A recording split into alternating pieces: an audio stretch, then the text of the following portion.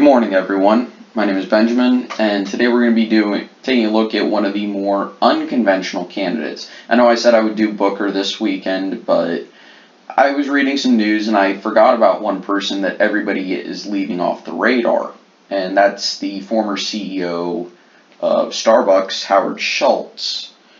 And I've been trying to figure out what positions he would take.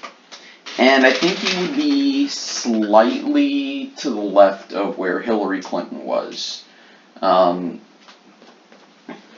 on economics and definitely on social issues. So he wouldn't quite be the Bloomberg model, where extremely pro-business and free markets with low taxes, but extremely socially liberal.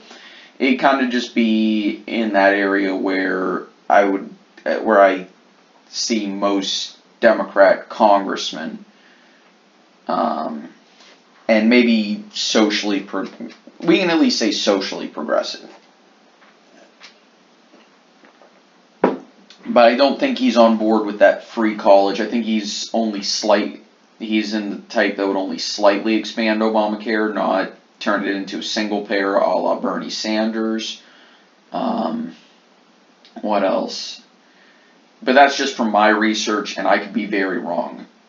So for the purposes of this prediction, I'm going to assume he is in that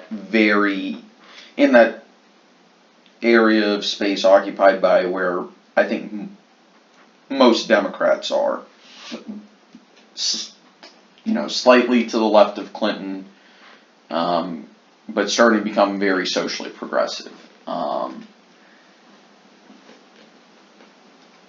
And so with that, I'm going to immediately say that's going to lose him North Carolina and Georgia. Probably won't do him any favors in Arizona. And again, we have this, 206, the Romney map, which is where I essentially assume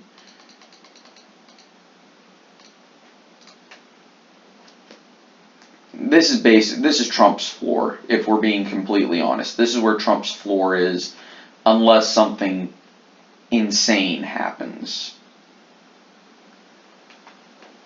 Let's start giving states to Howard Schultz. He's not on this list, but yeah, we'll start giving him some states. We'll go with Colorado. That's the easiest to give. Similar thing with Virginia. I don't think he's far enough to the left where Virginians wouldn't vote for him, but it would still be fairly close.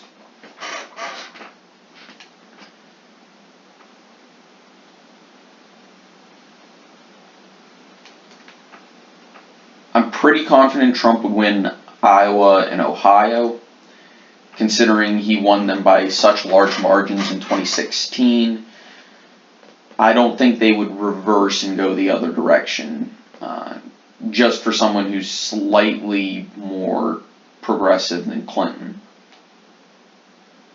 That said, he would be a lot more popular than Clinton, so maybe that would help. But then again, Trump was super unpopular, and he won in almost blowout margins in those two states. So it's entirely possible that the margin remains at around 5% in those states. I'm going to give Trump Florida on the basis of incumbency. I really don't see a reason not to. And Schultz would be seen as kind of a bit of an elitist in probably this rural Maine district. And I'm only going to lean the at-large to Schultz.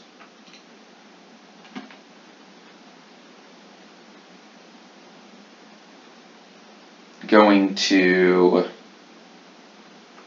the Rust Belt, I'm going to go ahead and give Minnesota and Michigan to Schultz, both within 5%. Just because that is likely anyway.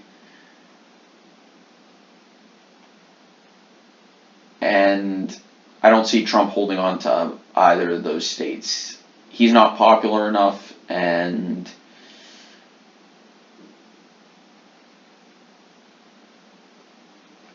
but then again, he could win them. I'm not saying he can. I'm just saying that my confidence is saying I would say that Schultz would win them.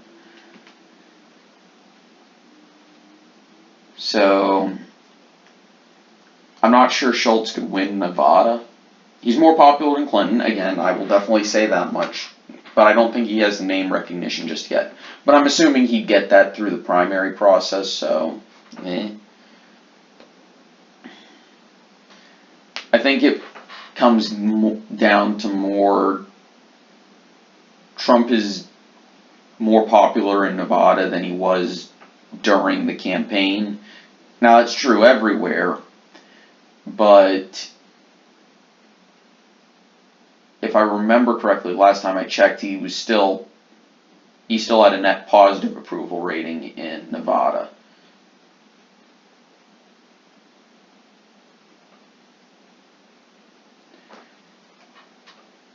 I'm going to go ahead and give Pennsylvania to Schultz, but I don't think he'd be able to pull off the win in Wisconsin. I kind of think I really do think that Wisconsin has become the Virginia, the Democrats' Virginia. New Hampshire is weird, but I'm going to give it to Schultz, and this is the election map I can see. And again, the color gradient, the pink is for low confidence for Trump. Light blue is low confidence for, in this case, Schultz, but any Democrat.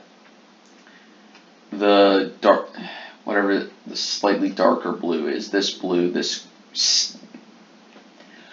I'm going to call it